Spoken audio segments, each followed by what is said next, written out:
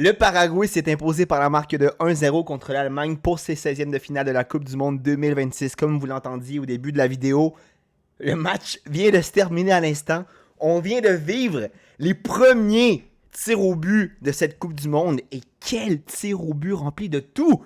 De surprise, d'héroïsme par rapport à Neuer, comme le gardien du Paraguay, que je ne savais même pas son nom, mais je sais que c'est un gardien qui est très vétéran. En étant sincère, le Paraguay, il y a peut-être 4-5 ans, je connaissais quand même bien les joueurs de l'équipe. Aujourd'hui, je connais seulement Almiron, qui a fait un très bon passage en Première Ligue. Euh, Puis l'Allemagne éliminée encore avant les huitièmes de finale, parce qu'évidemment, en 2014, ils remportent la compétition. En 2018, ils sont éliminés en phase de groupe contre la Corée du Sud, si je me souviens pas mal. Je pense que c'était la Corée du Sud ou le Japon. Non, c'était Corée du Sud, parce que je me souviens que Hugh Minson jouait. Puis Hugh Minson était obligé d'aller au service militaire de la Corée du Sud, mais grâce à ce match-là, le président l'a exempté, si je me souviens bien, encore une fois. 2022, ils perdent en phase de groupe, encore une fois, contre le Japon, je crois. 2022, il faudrait revalider, mais 2022, je me souviens pas que cette équipe se soit rendue loin. Il faudrait valider 2022, mais bref, l'Allemagne, c'est plus ce que c'était. Ça me rappelle un peu à l'Italie, parce qu'évidemment, l'Italie, quelque chose de similaire. La dernière fois qu'ils ont été présents en Coupe du Monde, c'était en 2014. Depuis 2018, ils n'ont pas mis le pied dans cette compétition-là. Mais tu sais, l'Allemagne, évidemment, au moins, ils l'ont gagné en 2014. Mais je veux dire, l'Allemagne que tout le monde craignait, c'est officiellement terminé. Puis je pense que aujourd'hui, c'est juste une confirmation. Parce que même la dernière Euro qui est jouée en Allemagne, l'Allemagne réussit à décrocher un match nul en temps réglementaire à l'Espagne.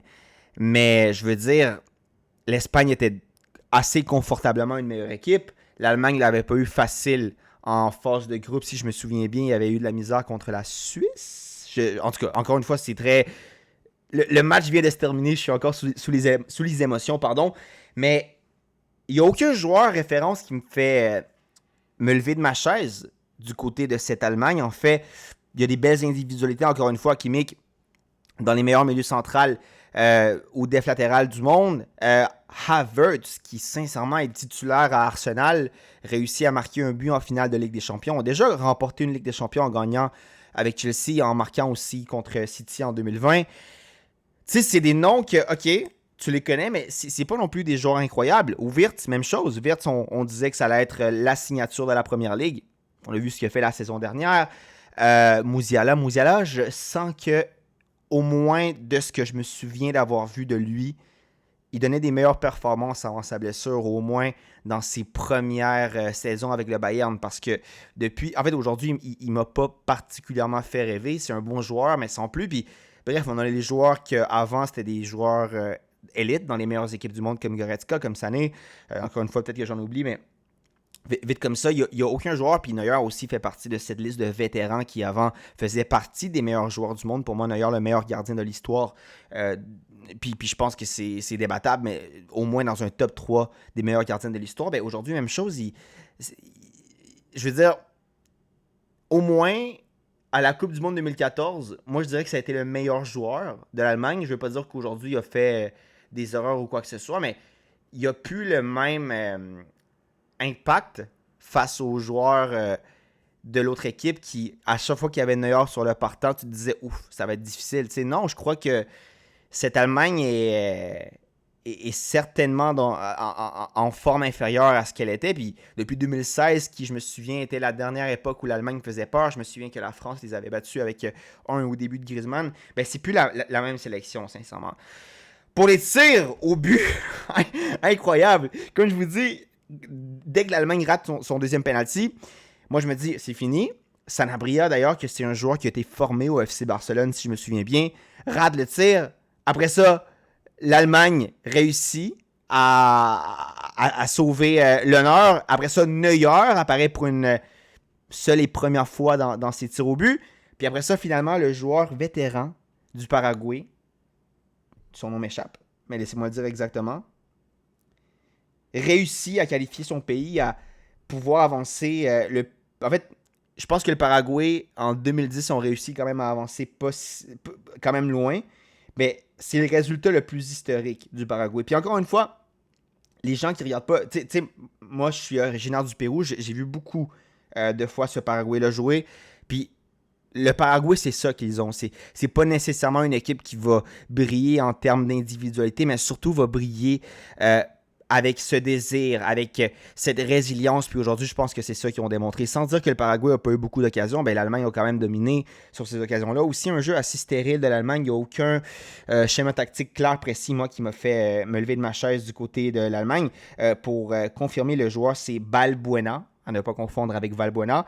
Fabien Balbuena, qui était un joueur assez vétéran, un joueur, laissez-moi une fois confirmer son âge, à 34 ans, vient qualifier son pays pour les huitièmes de finale d'une Coupe du Monde ancien. Incroyable. Puis bref, cette Coupe du Monde-là, encore une fois, ça vient, on va dire, donner du crédit à ce nouveau format de compétition avec plus d'équipes parce que oui, j'ai entendu plusieurs critiques qui disaient que ce format-là venait ajouter des équipes qui étaient impostrices, mais aujourd'hui, on voit que grâce à ce format-là, il y a beaucoup plus de spectacles. Avec le Cap-Vert, on l'a vu aussi.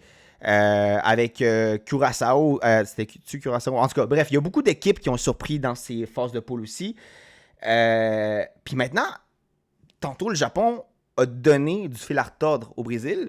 Attention parce que les prochains matchs, moi j'étais serein que l'Allemagne allait gagner. Mais les prochains matchs, n'oubliez pas qu'il y a un Pays-Bas-Maroc, que le Maroc peut faire quelque chose. Peut-être à l'heure de voir cette vidéo, vous savez déjà les résultats. On a un Côte d'Ivoire-Norvège. On a un France-Suède, que la France, moi je suis pas mal sûr qu'il passe. On a un Mexique-Équateur, un des pays qui vient accueillir cette Coupe du Monde, qui se la joue contre un Équateur qui a battu aussi cette Allemagne. Bref, je veux dire que c'est la première grande surprise de cette Coupe du Monde, mais je pense pas que ça va être la dernière. Moi, j'ai très hâte de voir qu'est-ce qui va se passer. Puis même pour l'Argentine, attention, l'Argentine, parmi les sélections favorites, c'est la sélection qui a la partie du tableau la plus simple, a priori. Mais moi, je crois qu'il va y avoir, si c'est pas une surprise, des équipes qui vont aller compliquer le parcours de l'Argentine de Lionel Messi. Donc, vraiment, ce match-là, j'avais aucun enjeu dans ce match-là. Moi, je suis juste content pour le spectacle. Mais je pense que c'est une première annonce, en fait, qu'on va continuer d'en voir des surprises. Puis que ce format-là, oui, tu peux dire que la pause d'hydratation, le fait qu'il y ait des équipes qui n'ont pas lieu d'être, qui sont en Coupe du Monde, ben, tu peux les critiquer, mais ça fait qu'il y a quand même plus de spectacles, plus de matchs. Évidemment, la raison pour laquelle la FIFA a changé son format, c'est pas à cause de ça, c'est évidemment pour ça. Mais je veux dire que, attention, il y a des côtés positifs que peu à peu la compétition avance, mais il y en a de plus en plus. Donc, bref, c'est tout pour le débrief d'aujourd'hui. J'ai pas fait une analyse très détaillée du match parce que je regardais le match du coin de l'œil. Moi, je me disais ça va faire comme le Japon-Brésil tantôt. L'Allemagne va revenir tôt ou tard, mais elle va peut-être revenir, mais ça va être en 2030. Un gros shout-out à ceux qui ont vu le débrief d'aujourd'hui. On se voit demain pour un prochain, mais si c'est pas demain, ça va être une prochaine fois. À plus.